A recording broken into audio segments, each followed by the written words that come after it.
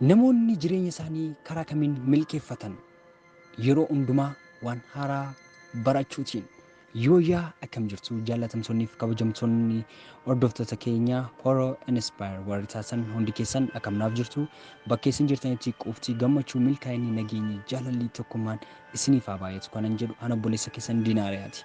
Tole egaa hanga barnoota dhuma keenyaatti na faana turan affeeraa kooti. Barnoonni keenya guyyaa har'aa mata dureen isaa namoonni jireenya isaanii haala kamiin milkaa'inaaf qopheeffatan kan jedhu wal faana laallaa jechuudha. Hanga dhuma barnoota keenyaatti na faana tura.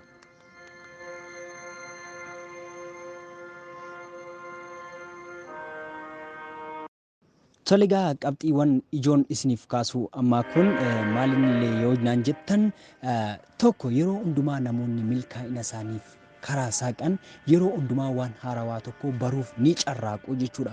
Muuxannoo waan haaraa baruu yeroo hundumaa ni qabaatu.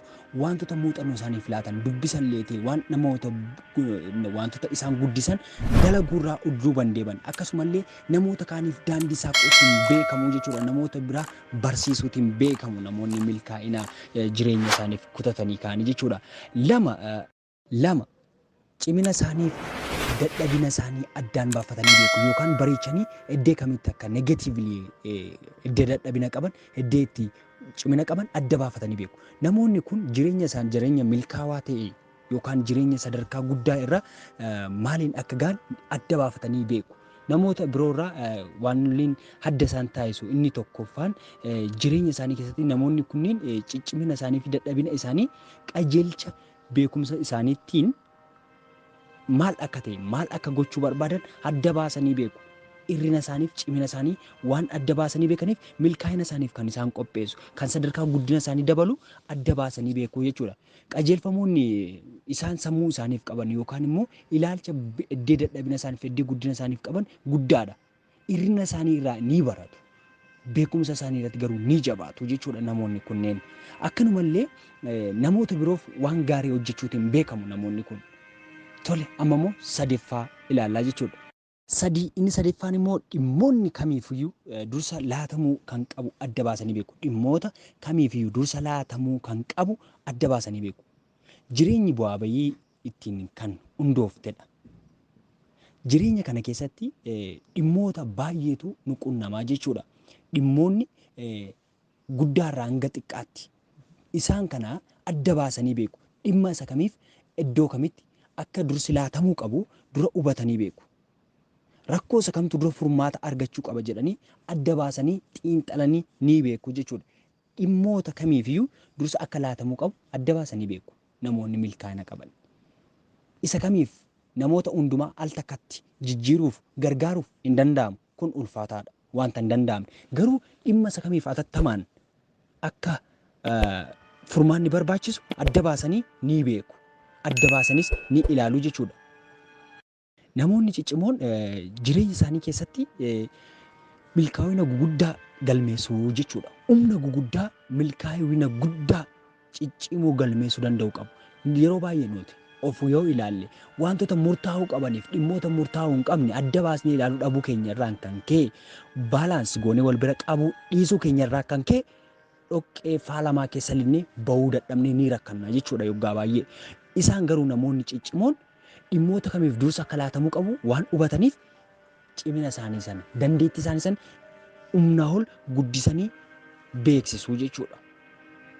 Inni afuraffaan immoo maallaqa isaanii sirnaan fayyadamu jechuudha. Seeraan maallaqa isaanii seeraan fayyadamu. Eeddee kamitti haala kamitti akka fayyadamuu qaban maallaqa isaanii adda baasanii beeku jechuudha. Waa'ee maallaqaa wal qabatee dhugaan yeroo hundumaa ka'u tokkotu jira. Hanga maallaqa argattuutti qofa osoo hin taane waan argattu akka itti qabattudha barbaachisan. Wanta argattu sana akka itti qabattudha barbaachisan maallaqa sanas. Akkati duroomtus kan si taasisu hanganuma immoo akkati dhabdee rakkataa taasisu tokko haala itti fayyadama kenna. Maallaqoota argattu facaaftee bubbeef kennita taanaan yoomiyyuu ati rakkataadha liqii kadhattaa jechuudha mandara namaa keessa deemte. Yoggaa hundumaa maallaqa argattu sana dhugaan hin haalamne maallaqa argattu sana haala ittiin fayyadamtudha. Haala ittiin jireenya kee keessatti manaachi gootu yookaan ittiin bulchitudha jechuudha.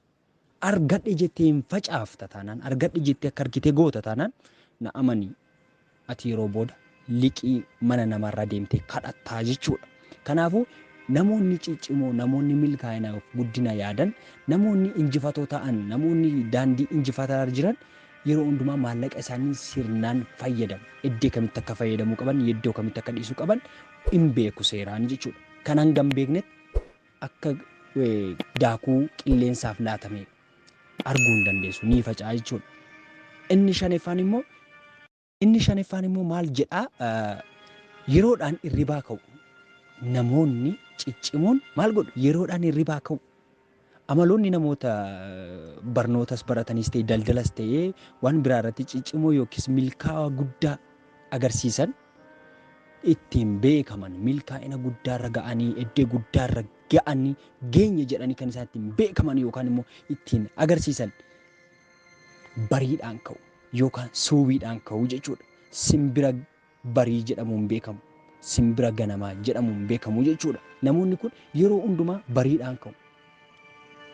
Barataa cimaa laali, daldalaa cimaa laali, hojjetaa cimaa laali. Waan hundumaa irrattu bariidhaan ka'a. Kan barii simbirroon barii baate nyaata isheen dhabdu akkuma jedhamu bariidhaan ka'anii wantoota isaan irraa eegamu xumuratanii reedii ta'anii qophaa'anii taa'u jechuudha. Wantoota isaan irraa eegaman bariitiin ka'anii otoo isaan ittiin barfatiin otoo isaan ittiin hin darbiin yeroodhaan qophaa'anii taa'u jechuudha. Inni ja'affaan immoo kaayyoo fi galmi isaanii ifaadha. Adda beekamaadha jechuudha. Kaayyoo fi galmi isaanii ifaadha. In mul'ataa jechuudha. Maaliif akka jiraatan adda baasanii beeku. Eessa gahuudhaafis tattaaffii akka gochaa jiran adda baasanii beeku.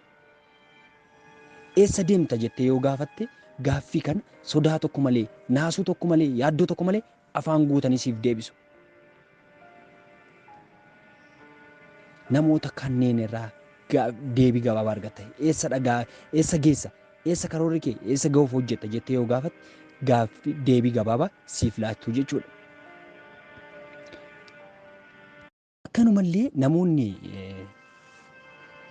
kaayyoof galma qaban maaliif akka jiraatan san adda baasanii beekuu jechuudha. Yooti gaaffii kana isaan gaafatte gabaabumatti eessa akka ga'an, eessa kaan eessa akka ga'an, maaliif akka jiraatan, maatti akka jiraatan, eessa akka jiraatan tokko lama jedhanii siif deebisu. Namoonni kaayyoo qaban, namoonni kaayyoo hin qabne garuu galma isaanii hin beekan, eessa akka ga'an hin beekan, maaliif akka dadhaban hin beekan, maaliif akka socho'aa jiran kana adda baasanii hin beekan jechuudha.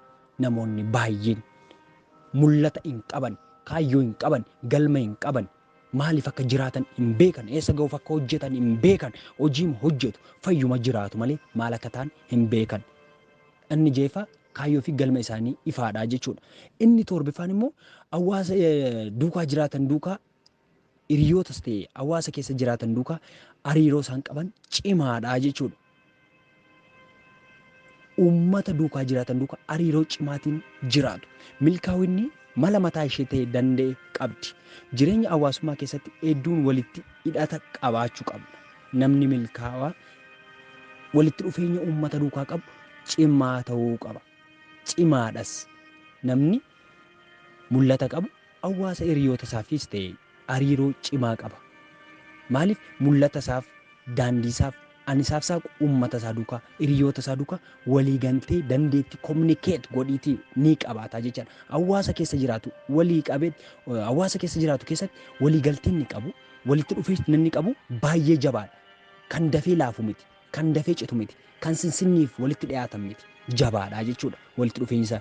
Milkaa'inni hawaasa alatti qofaa kun milkaa'a, qofaa kun galma ga'a, wanta akkasiin jedha jechuun wantoota hin yaadamnedha. Qofaa ofii galma ga'uun hin jiru. Uummata irraa adda baatee jiraachuun hin danda'amu. Galma ga'uu hin dandeessu. Bakkee yaadde ga'uu hin dandeessu yoo uummata duukaa walii galte. Hariiroo cimaa yoo uumte galma yaadde sana ga'uu dandeessa. Namoonni ciccimoon wanta isaan godhan keessaa inni tokko inni torbaffaa hawaasaaf hiriyoota isaanii duukaa hariiroo cimaa uummatu. Hariiroo cimaa uummataniinaan wanti gadi isaan deebisu hin jiru jechuudha.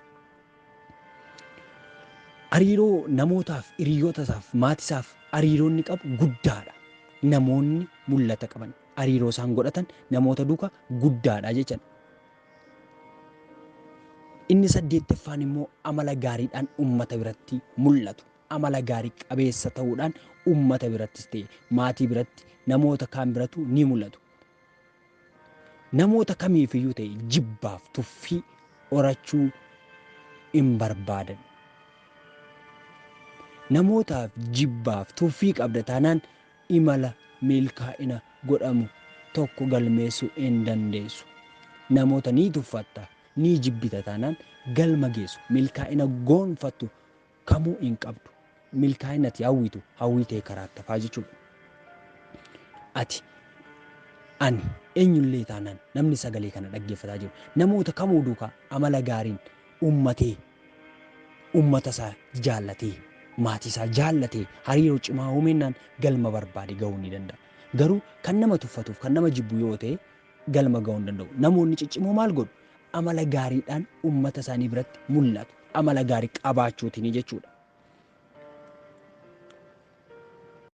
Tokkoon keenya maal gochuu qabna? Wanti nurraa eegamu hawwiin keessa keenya jiru guddinni hawwiin jijjiiramaa milkaa'inaa hawwiin dheebuun guddinaa keessa keenya jiru akka gufuu ta'e nu keessatti hin quucarre akka nu keessatti gadi nafneef amala qabaachuutiin aadaa keenya amalaaf aadaa uummata keenyaaf amala uummata keenya dandeenye abjuu keenya sana hawwiin keenya hawwii ta'e akka nafneef amala gaarii horachuutiin milkaa'ina yaaduutiin guddina maatiif yaaduun guddina ollaaf yaaduun guddina biyyaaf yaaduun hawwiin keenya hawwii ta'e akka nafne dhugoomsuuf milkoomsuu ni dandeenya jechuudha. Yoo maal goone yoo qabxiiwwan 8 kana seeraan irra deddeebinee dhaggeeffannee hubanne maal gochuu dandeenya?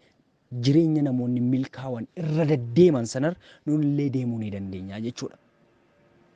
Akkasin waa baay'ee irraa baratan abdii guddaan qaba. Baay'een sin jaaladha, baay'een sin kabaja. Amma barnoota biraa walitti deebinutti nagaan naa tura.